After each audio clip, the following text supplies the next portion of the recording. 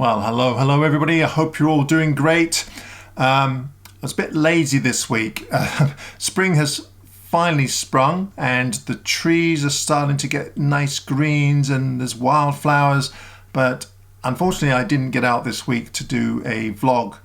So rather than not put any video together this week, I decided to talk a little bit about composition, perhaps give you some tips that you can pick up, and a little bit about light as well.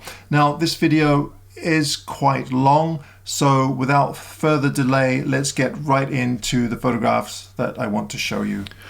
Right then. Now I have quite a few images to get through, so I'll try to go as fast as possible so that I'm not boring you to tears. Now, for the most part, most of my photography revolves around trying to find contrasts in nature. And that's a pretty broad statement because that could be contrasts in light, as we have here, contrasts in textures, as we can see in the rocks here with the smooth water. It could also be a contrast in color. Now this is an old image. This I took about, I guess, 25 years ago now. This is Rialto Beach in the Olympics. And this was taken on Fujichrome Velvia 50 film with a 4x5 camera. And there was a number of things that I was going for here. First of all, the light, the contrast in light. So we have light, dark, light, and dark, and so on. And the reason why I look for those contrasts in light is because that's what creates depth. We also have contrasting colors here with the warm tones in the background and then the cooler kind of red tones in the foreground. And what that will do is it will bring some things forward, especially if they're warm tones, and if they're cooler tones, then items or subjects tend to recede into the background. Now, for many years, I photographed gardens for a living. I did this for about 25 years, and I got into some bad habits, but I also got into some, well, what I might consider good habits, because it kind of shaped the way I take photographs now. You'll notice that this photograph here has very soft light. There's lots of color, obviously, but there's also lots of textures. And those are the types of things that I look for today. One of the reasons why I like to photograph in more subdued light rather than, say, harsher light or evening or morning light is because it allows me to photograph all day. It allows me to take my time with my compositions. And in some ways that might be a detriment because sometimes if the light is not that interesting, then your photographs start to look a little bit static, but we'll go over that a bit later. As you can see in this image here, this is about contrasts we have this very, very vibrant color in the foreground, but we also have this ratty old building in the background. So there's this contrast between those two subjects, I find anyway. Incidentally, this was one of the first digital files that I took. This was almost 20 years ago now. This was what was with a Kodak DCR back on a Mamiya 645 film camera. And believe it or not, this is actually the raw file. It was medium format, or considered medium format, not quite as big as a 645 film, but the files were absolutely beautiful. But it's only 12 megapixels. And the highest ISO it went up to was 400, which was not great. 100 was really good, and then anything above that started to get a little bit noisy. So the gardening images really shaped my photography in the way that I photograph now. Same with this image here. I really love to go for depth in color, and also, even though the light is subdued, it does create, if you can kind of create some contrast within your image, then you'll be able to get some depth out of it. You'll notice that the mountains in the background here are very light, and that's to try and draw you in through the frame. So this image is more about color than anything else. Now, here's a couple of tips for you. Now, you may or may not agree with some of the tips that I'm giving you here. This is more or less just the way that I like to take photographs and things that I look for. Sometimes, as I mentioned, if you spend too much time on a composition, then sometimes it can lose some of that spontaneity and ultimately become quite stagnant. Some of you may recognize this image here. This was from a video that I did last week. If you haven't seen it, I'll leave it in the link in the corner here. And I really love the composition, but it does look a little static. There's not an awful lot going on that's very exciting. And I realized that when I took the photograph.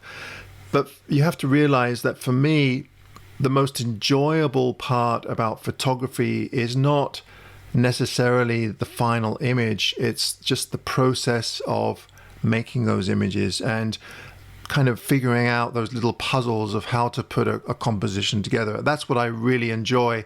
And while I was standing in this location making this image, I really enjoyed just standing there and just trying to figure out where all these elements went. And I really did enjoy the smooth rocks with, again, these contrasting logs. Now, this was the first image that I took, and I was quite happy with it. The things that I put in there on purpose because I thought they really helped the composition were things like this stick here, the log here. I really felt that the bottom of the log was important to be in the photograph. And then, of course, this log here, because they all kind of drew you in to the frame. The one I wasn't sure about was this log here. It kind of gets lost with the background, and there were some elements in the background that I really liked. So I stuck with this composition or this subject, and my next photograph was this one here. And you may recall, if you've seen the video, I was standing on a bunch of boulders, and the reason why I was standing on the boulders is because I really wanted to get high enough so that I could include all of these elements back here, because at the time they felt like they were important to me. And some of the things that I was trying to be conscious of were things like, first of all, I didn't want this background kind of overlapping with this log here. It was important to me that this boulder here wasn't cut off by this log as well. The zigzag effect in here I really liked, brings you into the frame. I felt as I scrutinized that stick that led you in, remember in the other image there, wasn't that important. So I loved the contrast between this smooth rock and these diagonal lines taking you into the frame. And also the textures of the rocks. Now then, if I show you the raw file, here's the raw file, you'll notice that there is a lot more contrast. And some of you may probably be thinking, well, actually, I like the raw file better than the finished file. And I would somewhat agree with you. You have to realize that sometimes when I make these videos, I put these images together really quickly because I want to get them in the video. And usually it's not a bad idea if you're going to process image, it's to process it and then sit on it for a little while and then go back to it with fresh eyes so that you can kind of see, what could be improved. And admittedly, even though I think that this log here is a little bit bright, in this image here, it's looking a little bit flat. So what I've been doing with some of my older images that look a bit flat like this one is I'll actually add just a little bit of a tone curve in there just to add a bit of contrast and brighten them up a bit. Not a lot. Sometimes you don't have to touch the shadows, but bring the highlights up like so. And you'll notice that just a little bit of contrast will add that extra oomph that you're looking for perhaps in your photographs. The next image here, again, this was taken last weekend, and I quite enjoyed the scene. It's a little bit busy. The light wasn't as nice as I was hoping it was going to be, but it's not bad. But compositionally, some of the things that I was thinking about that were important to me were rocks that were overlapping with one another. So areas like this shadow here, or this reflection with this rock, I didn't want that overlapping. All of these rocks here, you'll notice that most of them, not all of them, are not touching another rock or a background. Of course, it's unavoidable. You're going to get a few in there, but those are the things that I look for when I'm making my compositions. Same with this here. It would have been great if I'd been a little bit higher and get a bit more separation between these rocks here and this. But of course, there are compromises, and this kind of brings me back to sometimes if you do too much, then your images start to look quite static and not terribly interesting. Another thing that was really important to me is this rock, this diagonal rock in the bottom here, to kind of draw you in. And as you can see, I've brightened up some of these rocks as well with a bit of dodging. Here's an older image. This was from a couple of years ago with a friend of mine, Jeremy Jackson, when we went to the Chilcotin in northern British Columbia. And again, I've mentioned this a number of times, but I'll mention it again and probably even more in future videos. One of the things that I really look for in my woodland photography is separation between trees, especially when the light is not that interesting. You see that there's no directional light here. It's very flat. So as you look at the trees here, I've tried to separate them from one another the best I can. Now, of course, you're going to get some overlapping, and there's nothing wrong with that. Like here and this one. And in terms of processing, what I ended up doing was quite a bit of dodging and burning and adding contrast so that it added depth. So again, I've mentioned this before. You'll notice that there's some slight ambient light on the sides of these trees. This side of the tree is slightly lighter than, say, this side. So I play on that and use that as my kind of guide to dodge and burn my scenes. So here's the finished result here. And as you can see, I've not only brightened up the highlights in the grasses, but I've darkened the shadows and lightened up any of the lights that I can find to try and add some depth and contrast, and ultimately it's going to add depth to a two-dimensional photograph. Now, I thought I'd throw this one in because not all of my images are successes. This is the same spot except looking the other way, and even though I've separated most of these trees in here, this is what I was looking for, from one another, there's just too much stuff happening in the background. There's just no way that I can simplify this. This tree here is really distracting. This one is distracting. And of course, all of this chaos in the background is just too distracting. So I would consider this a failure, and I probably wouldn't even work on it. It just doesn't work. And also with close-ups, this is an older image of mine from my gardening days. You'll notice that even though we have a shallow depth of field on this flower here, I've tried to be conscious of the fact that even though we know that there's other similar flowers in the background, I've tried to separate them, especially here and in this section here. Separate them so that they're not overlapping with the foreground flower, so that we can definitively see what the subject is. If we look at this photograph again, this here, even though I'm photographing just an individual flower, all of these elements in the background were a conscious decision on my part of where they should go in the background, even though they're blurry.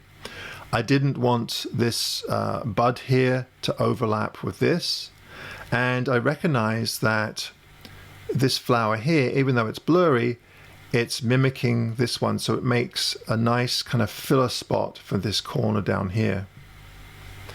This is an image that I took in Carmena a few years ago with my friend Paul. And we had absolutely beautiful light. What was happening here is, the first thing I recognized was the moss up here, the hanging moss, and also how this was backlit. So playing on that idea, this is the raw file here.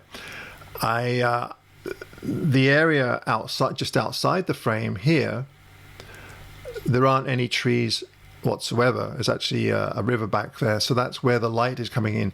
Even though it was quite a miserable day, there's still enough light in there to kind of give you some depth on these trees, and you just have to recognize that and then try and play with that and brighten up those areas, and then perhaps darken some of the shadows or lighten some of the shadows to give you the contrast that you need. So that's the raw file, and here's the finished file here. You'll notice that I've toned this side down quite a bit because I found it a little bit distracting, but I've really tried to open up this area so that your eye goes straight to this area. So if you want to see the raw file again, there's the raw file. You'll notice that it's quite dark in here and lighter on the outside. I've just reversed that. Now, incidentally, a couple of years later, I went back to that spot, and this is completely different light. This was actually in the morning, I believe, and as you can see, same composition, but the light just isn't as good. It's nowhere near as good. These little shrubs aren't backlit. There's no backlit mosses or anything like that. So the light is very flat, and there wasn't really much I could do with this. I attempted to try and do something with it, like that, but to my eye, it just doesn't work. So you really have to pay attention to, even though it might be cloudy, just to what the light is doing. This is a much better photograph than this one, to my eye. Now, more recently, I've been playing around with mossy trees again, because that's what we have in this area, mossy trees. And this is kind of an example of where the light is just a little bit too harsh. Even though there were clouds moving in and out, the light is just a bit too harsh for my liking. Now, luckily, because I have a camera that has such a huge sensor on it, it's very easy for me to bring up the shadows without affecting the photograph negatively, as long as your highlights are not blown out and there's detail in them. So if we zoom in here, you can see it looks like there's no detail in the highlights or the shadows. But if we go into the develop module here, you can see that I can bring the highlights down and the whites, and there is actually detail in those areas. And I can also bring up the shadows, maybe even the blacks, and you can see there's hardly, I mean, there's no negative consequences of doing that, because the sensor is so large. And I suspect it's the same with any of the newer cameras now, like the Sonys or the Canons or Nikon or whatever you happen to use. If you're using a full frame camera, then it's very likely that you'll be able to get away with this type of light. But ideally, for my uses, I would much rather shoot in this type of light. Exactly the same day, same tree, same composition, it's just that a cloud has moved in. And the reason why I enjoy this light is because it's a little bit more subdued, and I have more control over the final image. It's just much easier to work with. The highlights are easier to control, and the contrast and everything. So if I wanted to, I could darken the shadows in this, and I could bring up the highlights. I can control individual areas. I mean, it's just so much easier to deal with than, say, something like this. So something to keep in mind, even though it might be cloudy out, if you have a subject like this, especially mossy trees, then even with ambient light, it's often enough to really give you enough three-dimensionality or enough light to work with. Here's another example that's very flat light. I love the composition, but the light wasn't in my favor. And the fact that this woman here was walking up the road with two dogs, that just added kind of the icing or the cherry on top of the cake.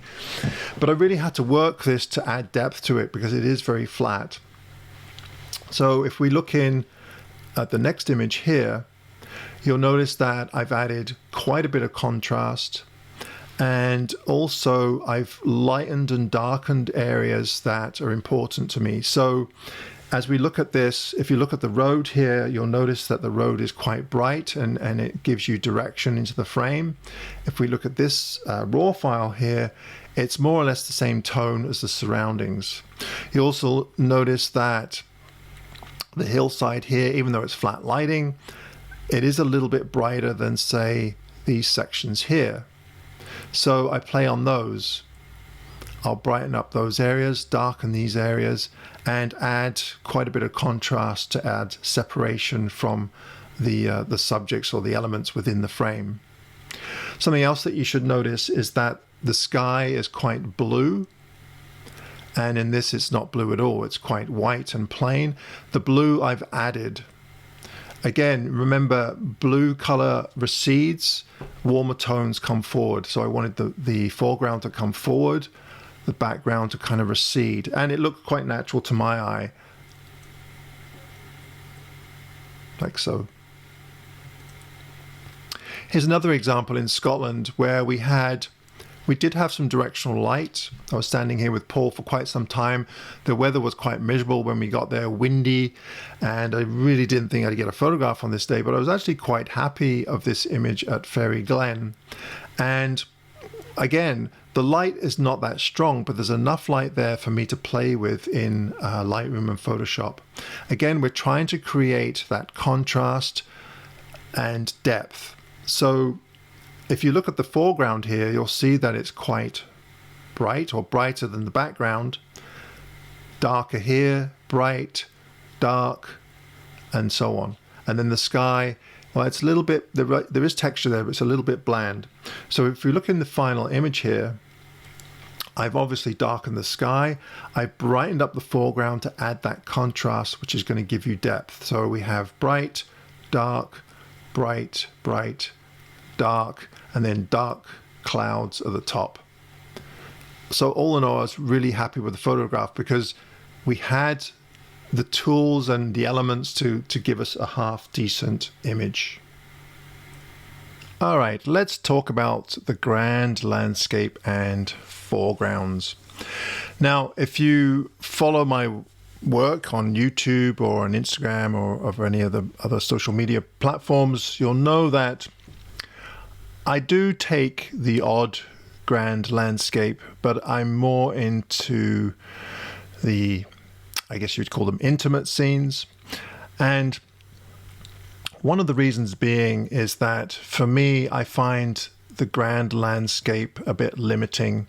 It's really hard to put my own personal kind of stamp on the grand landscape. You're always relying on light, weather, location, and so on. Whereas if you're into intimate scenes or even close-ups, you can take them pretty much anywhere. Doesn't matter where you live. Obviously, some places are more challenging than others, but overall, I just love the way that I can put my own personal stamp on the intimate scenes. Now, that's not to say that you can't on a landscape. Of course you can.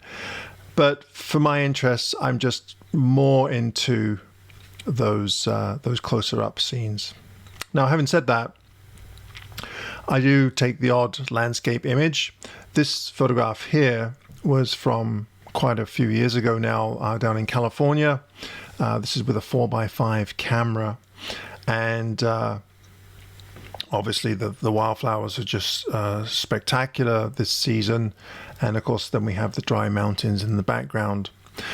But I've said this a number of times to people, if you are going to put a foreground into an image, then make sure that it relates to the background. There's no point in putting a foreground in an image or a scene unless it has some kind of connection to the background.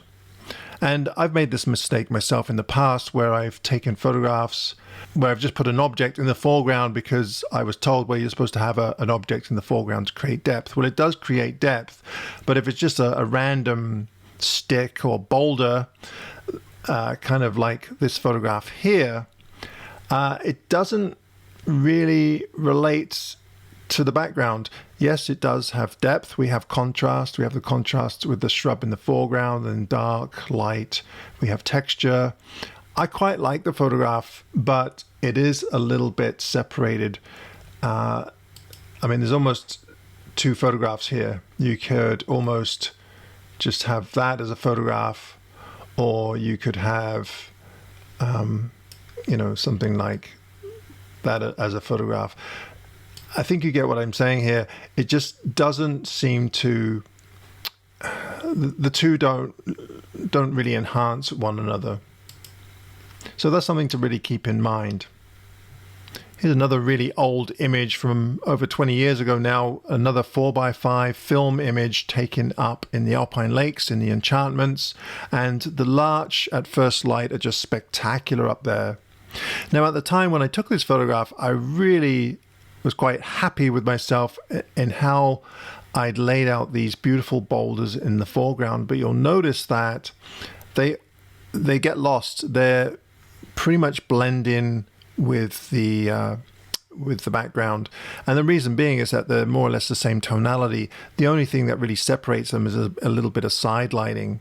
So that's something else to keep in mind is your foreground really dominant enough to be able to be recognizable or to draw your viewer into the frame? I think this works okay, but it would have been great to have had a little bit more separation between these boulders and the background granite here as well. Now this is a raw file of Mount Assiniboine, and I've used a polarizer for this, and you can see that the polarization is quite uneven. You'll also notice that my center is just absolutely filthy in this photograph. This is when I used to do a lot more hiking in the mountains. This is with the Nikon D800.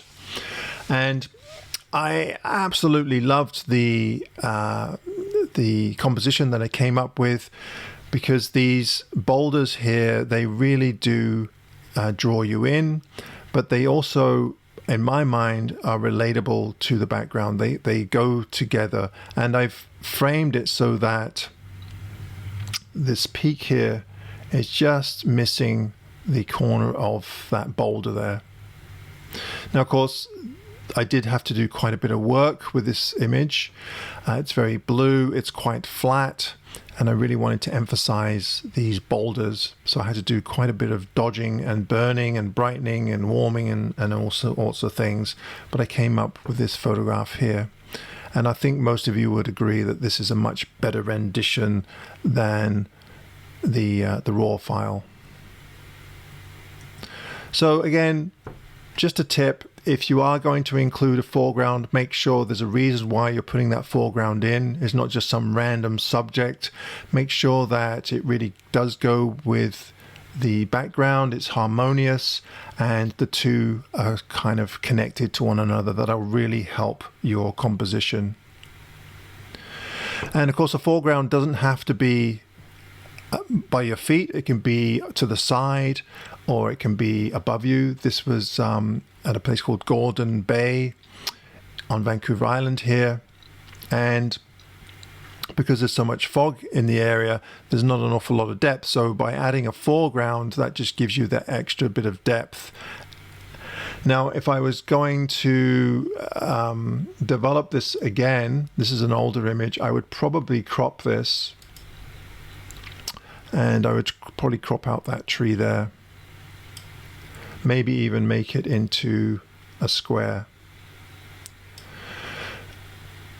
Something that you should also notice is that So not only have I included a foreground, but I also made sure, if you look carefully, again, we go back to those areas where we don't want things overlapping, or I don't anyway. So there's this section over here, and this section here, and all of these sections here, except until we get over here. There's not much you can do about that. But that was all done on purpose so that there's no confusion between what's happening in the background and the foreground. And then lastly, there's this image. This is one of my all-time favorite photographs that I took many, many years ago now with a 4x5 camera again. And it doesn't have any kind of set composition. It's just a random piece of grass with these red rose hips spread out. And what I really loved about it were just the rose hips that kind of randomly are dotted around the frame. So not all photographs have to be subject to having a composition. There's patterns that you can photograph, textures, and this was really about the patterns, textures, and the frost. It was just a moment in time that I really enjoyed spending time with my camera with, and ultimately it ended up being a photograph that I really enjoy. All right, that's it for this week's video. Thank you ever so much for watching. I always appreciate your comments and your thumbs up. If you'd like to see more videos in this format where I talk about composition and light, please let me know down below and I'll see what I can do for future videos. I do have my Antarctica book coming out very, very soon. I will let you know as soon as it is out. If you'd like to get first dibs on a copy, then be sure to sign up for my newsletter, which I send out very, very rarely if you have signed up, as you already know. All right, thanks, and we'll see you next week. Bye-bye.